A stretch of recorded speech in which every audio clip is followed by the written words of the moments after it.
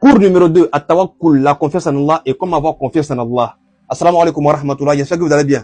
Alhamdulillah, donc on va continuer avec le cours numéro 2, mais bien avant cela, j'aimerais faire d'abord un petit récapitulatif du cours passé. Voilà, le cours passé c'était quoi? C'était les épreuves qu'on a vues, non?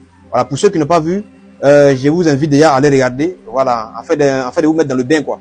Donc j'ai fait un petit récapitulatif. On a dit que les épreuves, c'est toute situation par laquelle Allah subhanahu wa ta'ala, notre Seigneur, il passe pour pouvoir tester la foi, la confiance ou encore la sincérité de son serviteur. C'est ça la base des épreuves. Et aussi on a dit que les épreuves, c'est pas forcément les choses négatives qui t'arrivent. Allah subhanahu wa ta'ala peut t'éprouver par le bien comme aussi par le malheur. Tu vois un peu. Allah peut t'éprouver par le fait de ne pas avoir enfant, comme il peut t'éprouver par le fait aussi d'avoir beaucoup d'enfants. Allah peut t'éprouver par la pauvreté comme par la richesse. Allah peut t'éprouver par la santé comme par la maladie aussi. Tu vois un peu. Donc Allah subhanahu wa ta'ala, il peut t'éprouver par le bien comme par le mal. Mais sauf que la finalité de tout ça, c'est de pouvoir tester ta foi, ta confiance ainsi que ta sincérité. Si, malgré les difficultés là, cela ne t'a pas détourné de tes obligations religieuses et vraiment de la confiance que tu as en ton Seigneur, automatiquement, on dit que tu as reçu les tests et Allah va te récompenser d'une récompense inestimable. Pareil aussi, si c'est bien fait qu'il t'a accordé, cela ne t'a pas détourné vraiment de ses obligations religieuses et vraiment de sa voix, automatiquement tu as reçu les tests aussi et Allah va te récompenser aussi de la meilleure des manières. Donc c'est le but des épreuves qu'elle a. Et on a donné le verset coranique aussi dans la surah 47, verset 33, là on dit وَلَا نَبُلُوَنَّكُمْ حَتَّى نَعْلَمَ الْمُجَاهِدِينَ مِنْكُمْ وَالصَّابِرِينَ وَلَا نَبُلُوا أَخْبَارَكُمْ. Allah dit, nous allons vous éprouver jusqu'à ce que nous sachions ceux d'entre vous qui endurent et qui luttent pour la cause d'Allah. Donc on voit que la finalité des épreuves là, c'est pour nous tester. Sinon, c'est pas de nous anéantir. Et lorsque Allah va voir que tu vas réussir ces tests là, c'est maintenant qu'il va te récompenser. Et cette récompense, ça peut être soit ici. Si Allah ne t'a pas récompensé ici, sache que cette récompense là, tu vas le trouver au Mal-Kiyama. Et ça, c'est la meilleure des récompenses. Qu'Allah fasse qu'on soit des êtres patients. Et aussi, on a donné des solutions par rapport à cela, selon le Coran et la Sunna, bien sûr. La première solution ici, on a donné, c'était quoi? As-sabr, qui est ici la patience, n'est-ce pas? Et la deuxième solution, on a donné quoi? C'était quoi? As-salat, la prière. La prière. Et la troisième solution, c'est quoi? At-tawakkul, qui est la confiance. N'est-ce pas?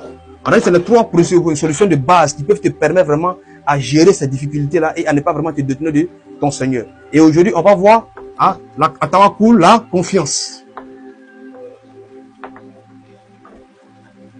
Mais il y a un point vraiment important, je ne sais pas si vous vous êtes posé la question, pourquoi j'ai laissé Sabr qui a la patience, Salat qui a la prière, et je vais venir pour la confiance qui est At-tawakkul, et comment avoir la confiance. Pourquoi je n'ai pas parlé de Sabr, prière, et puis cette confiance, je vais parler.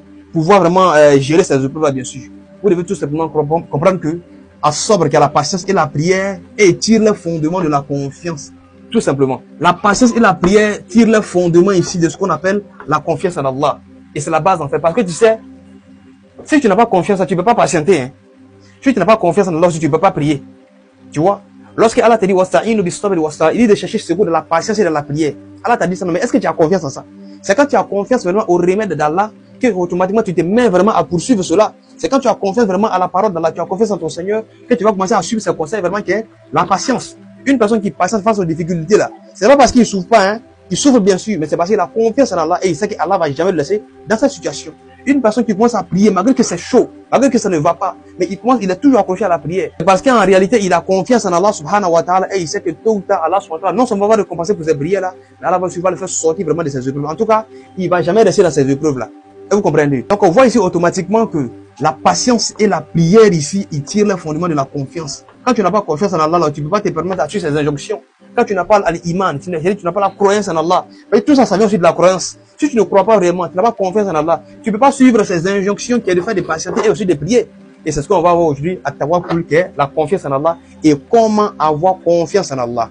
Alors prenez votre tabouret, ouvrez bien les oreilles, le coup va commencer, Inch'Allah. Donc c'est quoi la confiance en Allah? Tout ce que vous devez savoir par définition simple, c'est que la confiance en Allah, c'est le fait de s'en remettre à Allah tout en fournissant des efforts légitimes, tout simplement. Voilà, parce que quand on dit confiance en Allah, cela ne veut pas dire l'abandon des causes, hein, c'est-à-dire de rester là, ne rien faire, non. Tu places ta confiance en Allah, tu te remets à lui, bien sûr, et tu fais des efforts en fonction vraiment de tes possibilités. Des efforts qui sont halal, bien sûr, et tu laisses vraiment Allah décider ce qui est meilleur pour toi. Et c'est ça la confiance. Et on a beaucoup de musulmans vraiment qui n'ont pas cela. Certes, on est musulmans, on prie alhamdulillah, mais souvent quand on tombe dans certaines situations vraiment qui sont pas, voilà, un peu bouleversantes là, on perd totalement notre confiance et ça nous pousse parfois même à aller commettre le shirk, à aller commettre des pratiques bizarres. Et c'est ce qui n'est pas bien. Voilà pourquoi on doit faire des efforts vraiment pour pouvoir remédier en retrouvant cette confiance-là, en fait de pouvoir vraiment rester mieux tranquille. Voilà. Donc, ce qu'on va voir, c'est la confiance en Allah. Maintenant, comment faire maintenant pour avoir cette confiance-là? Vous savez, moi, j'aime être simple et j'aime être concret et direct. La confiance en Allah, la seule et unique manière, ok, pour pouvoir avoir réellement confiance en Allah subhanahu wa ta'ala, c'est de connaître Allah. c'est de connaître Allah, ou on a reconnu Ma'rifatullah, qui est la connaissance d'Allah. Vous savez, mes chers frères, il y a l'habitude de dire ici que, il y a un prophète qui a l'habitude de citer en disant que la force du comment se trouve dans le pourquoi. La force du comment se trouve dans le pourquoi. Cela veut dire quoi? Lorsque tu connais pourquoi tu dois faire quelque chose, c'est-à-dire lorsque tu connais vraiment pour qui, ou bien pourquoi est-ce que tu dois faire quelque chose, automatiquement le comment va s'opérer. Cette détermination va venir automatiquement parce que tu as su le pourquoi. Et en fait, c'est ça la base. Connaître réellement qui est Allah. Le plus souvent, ce qui fait que parfois on stresse lorsqu'on est dans des difficultés et que vraiment on est instable en fait, on n'arrive même pas à patienter, c'est parce que réellement on n'a pas confiance en Allah. Lorsque Allah nous dit qu'il est avec nous là, on n'a pas confiance. Lorsque Allah te dit Allah dit ton Seigneur ne t'a ni abandonné ni détesté là. Tu crois pas, tu doutes toujours, tu penses qu'il t'a abandonné. Donc automatiquement cela te pousse à faire des pratiques bizarres ou bien cela te pousse à désespérer, à tomber dans la dépression parce que réellement la confiance, tu ne connais pas réellement Allah subhanahu wa ta'ala. Tu ne sais pas réellement de quoi est-ce qu'il est capable. Donc on doit connaître Allah et la connaissance d'Allah ici, c'est le fait de connaître Allah subhanahu wa ta'ala dans son unicité.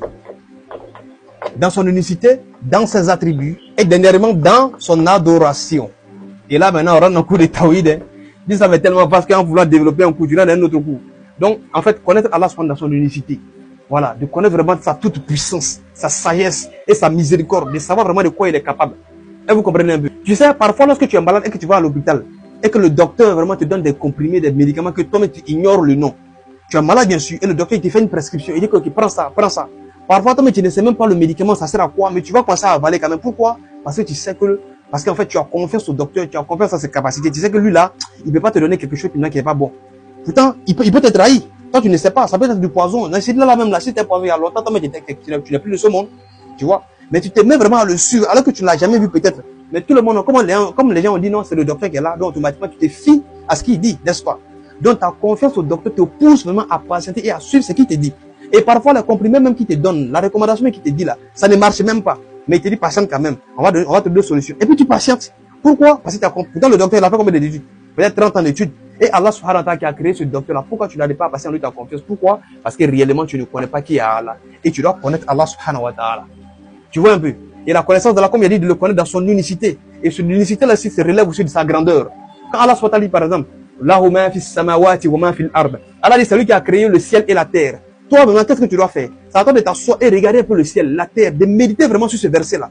De méditer sur la création d'Allah subhanahu wa ta'ala. Et quand tu t'assois, tu dis, attends, mais est-ce que Allah qui a créé le ciel et la terre, c'est lui qui est incapable de régler mon petit problème là quoi?